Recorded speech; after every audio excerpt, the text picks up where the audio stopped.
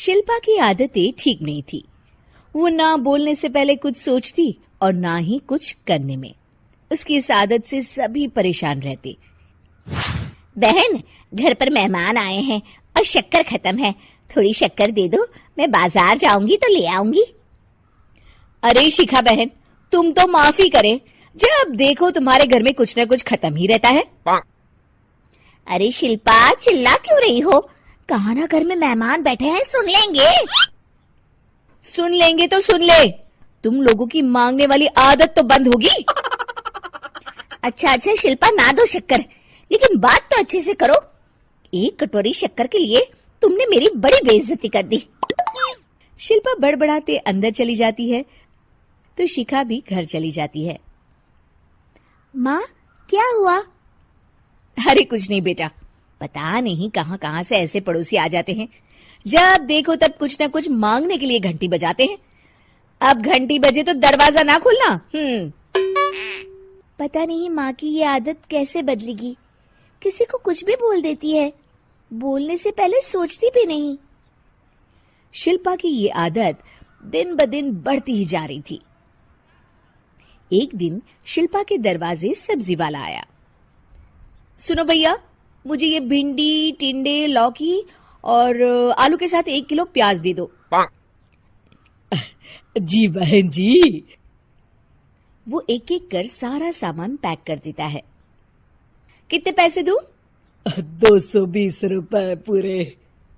अरे इतना महंगा नहीं। हाँ, मैं तो सिर्फ 150 दूंगी।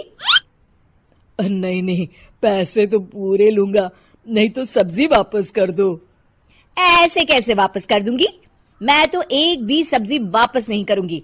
और हाँ, रही बात पैसों की, तो लेना है तो 150 ले लो, वरना मेरे मोहल्ले में घुसने तक नहीं दूंगी। हाँ। अरे नहीं बहन, हम लोग गरीब लोग हैं, ऐसा ना करो। पकड़ो ये 150 और दफा हो जाओ। शिल्पा की बेटी अंदर से ये सब देख रही थी। शिल्पा, तूने तो हद कर दी। बेचारा गरीब आदमी, उसका तो गुजारा ही इसी से होता है। बोलने से पहले सोचा कर बेटा। माँ, आप चुप रहो, घर चलाना बच्चों का खेल नहीं। और वैसे भी इतनी महंगी सब्जी थोड़ी ना होती है। आपको तो सिर्फ खाने से मतलब है, लेकिन मुझे तो सब सोचना पड़ता है ना। शिल्पा की सास ये बात सुनकर दुखी हो जाती हैं। शिल्पा की बेटी शिल्पा की ये सारी बातें सुन रही होती है।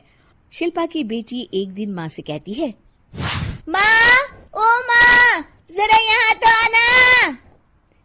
ओहो, क्या हुआ? क्यों चिल्ला रही हो ऐसे बेटा? हुआ क्या?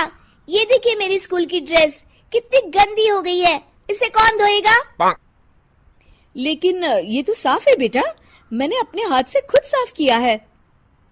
माँ, ये ड्रेस इतनी गंदी है कि मैं इसे पहन ही नहीं सकती। चलो, मुझे बाजार से नई दिलाओ। शिल्पा दुखी हो जाती है और वहां से चली जाती है कि तभी सामने उसकी सास मिल जाती है। शिल्पा, अरे ओ शिल्पा, ये क्या सब्जी बनाई है? ऐसे भी कोई सब्जी बनाता है? शिल्पा सास की इस हरकत से सख्ते में आ जाती है। अरे माँ को तो मैं जो बना दूं उन्हें वो पसंद आ जाता था, फिर आज वो ऐसा व्यवहार क्यों कर रही हैं? शिल्पा कुछ समझ पाती कि थोड़ी ही देर में उसका पति आ जाता है। अरे शिल्पा, ये क्या है? क्या हुआ आपको? ये मेरी अलमारी पूरी अस्त व्यस्त है, तुमसे कोई काम नहीं होता है। सारा दिन पता नहीं क्या करती रहती हो। अरे मैंने तो सारी अलमारी साफ रखी है। इसे तुम साफ कहती हो? ये तो पूरा कूड़ादान लग रही है। शिल्पा परेशान हो जाती है और समझ नहीं पाती है कि उसके साथ क्या हो रहा है। शिल्पा अकेले कमरे में जाती है और जोर जोर से रोने लगती है। तभी वहां उसका पति, सास और बेटी आ जाते हैं। शिल्पा उन लोगों को देखकर और जोर जोर से रोने लगती है।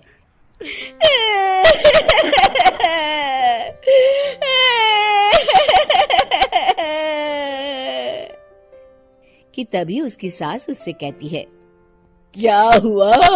यहाँ बैठकर रोती रहोगी या फिर खाने को भी कुछ बनाओगी?